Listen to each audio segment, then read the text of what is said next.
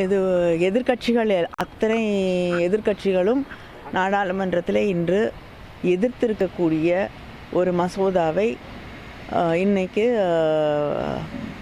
BJP ஒன்றிய அரசு கொண்டு வந்திருக்கிறது. அந்த பில்லை பாஸ் பண்ணக்கூடிய மெஜாரிட்டி அவர்கள் கைகளில் இல்லாத காரணத்தால் இன்றைக்கி அதை ஜேபிசிக்கு அனுப்புவதாக கூறியிருக்கிறார்கள். அதனால் இந்த மசோதா என்பது அடிப்படையிலே அரசியலமைப்பு சட்டத்திற்கு, மாநில உரிமைகளுக்கு, மக்களுடைய உரிமைகளுக்கு எதிராக கொண்டு வரப்பட்டிருக்கக்கூடிய ஒரு மசோதா.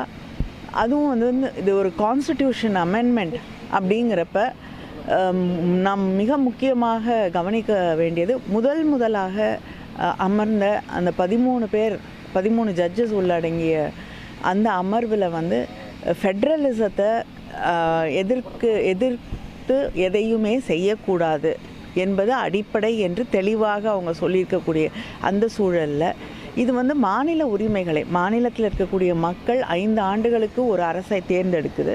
ஆனால் அந்த அரசை கலைப்பதற்கு தேர்தல் ஆணையத்திற்கு உரிமையை வழங்கக்கூடிய ஒரு மசோதாவை கொண்டு வந்திருக்கிறார்கள். இது மட்டும் இல்லாமல் மாநிலத்தில் இருக்கக்கூடிய பிரச்சனைகளையும், ஒன்றியத்தில் இருக்கக்கூடிய பிரச்சனைகளையும், நாடு முழுவதும் இருக்கக்கூடிய முக்கியமான விஷயங்களையும் ஒரு குழப்பத்தில் கொண்டு போய் நிறுத்தி இந்த தேர்தலில் மாநில கட்சிகள் கொஞ்சம் கொஞ்சமாக வழி இழக்க செய்யக்கூடிய ஒரு தேர்தலை நோக்கித்தான் இந்த சட்ட மசோதா நம்மளை அழைத்து செல்லும். அதை தாண்டி இது ஒரு பிரசிடென்ஷியல் ஸ்டைல் ஆஃப் கவர்மெண்ட்டுக்கு தான் வழிவகுக்கும். இது அடுத்த கட்டம் அங்கு தான் போய் நிற்கும்.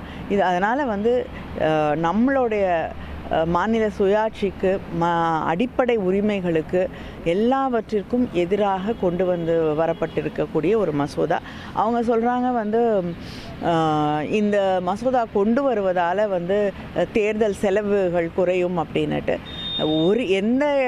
பல மாநிலங்களில் ஒரு கட்டமாக தேர்தல் நடத்த முடிவதில்லை. கிட்டத்தட்ட 7 கட்டமாக 6 கட்டங்களாக தேர்தல் நடத்துகிறார்கள்.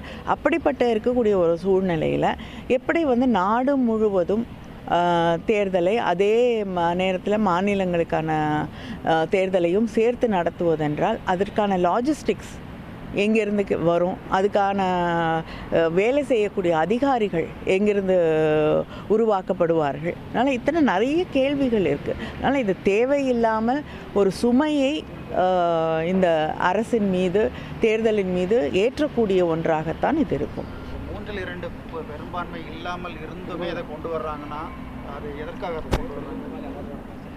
ஒருவேளை முக்கியமான சில விஷயங்களிலிருந்து மக்களுடைய கவனத்தை திருப்புவதற்காக கூட இருக்கலாம். அதை தாண்டி எப்படியும் தன்னால் நினச்சதெல்லாம் சாதிச்சிட முடியும் அப்படிங்கிற ஒரு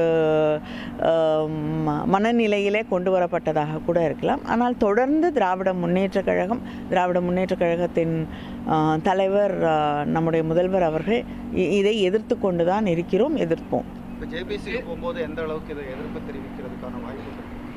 ஜேபிசியில் அடிப்படையில் ஒரே இது ஒரு நாடு ஒரு தேர்தல் அப்படி தான் அந்த மசோதாவுடைய அடிப்படையே. அதனால் நிச்சயமாக அந்த அடிப்படையையே நாம் எதிர்க்கிறோம் இல்லையா? அதனால் ஜேபிசியில் போய் எந்த அளவுக்கு மாற்றங்களை கொண்டு வர முடியும் அப்படின்னு ஜேபிசி உருவாக்கப்பட்ட பிறகு தான் தெரியும். ஆனால் இதை மசோதா அறிமுகமே படுத்தக்கூடாதுன்னு நிறைய கட்சிகள் எதிர்த்து தெரிவிக்காங்க. ஆனால் நம்ம அந்த இடத்துல கொஞ்சம் மாறுற மாதிரி இருக்கிறோம், கூட்டுக்குழுவுக்கு அனுப்புகிறோன்றது. அதில் எதுவும் கான்ட்ரடிக்ஷன் இருக்கா? அதில் என்ன நிலை? இல்லை, ஜேபிசிக்கு அனுப்புகிறேன்னு சொல்லியிருந்தாலுமே இது திராவிட முன்னேற்ற கழகம் முற்றிலுமாக எதிர்க்கக்கூடிய ஒரு மசோதா தான். அதை தான் முதலமைச்சர் அவர்கள் பேசும்பொழுதும் தெளிவாக சொல்லியிருக்கிறார்கள், வி அப்போஸ் திஸ் பில். அதனால் இது எங்களுடைய நிலைப்பாடு நீங்கள் அனுப்புனா மாறிடும் இல்லை. ஜேபிசிக்கு அனுப்பி அதோடைய அடிப்படை ப்ரெமிசஸை நீங்கள் மாற்றினீங்கன்னா maybe we can think about. அதாவது ஒரே நாடு ஒரே தேர்தல் அப்படிங்கிறது இல்லை அப்படின்னா ஏற்றுக்கொள்ளலாம்.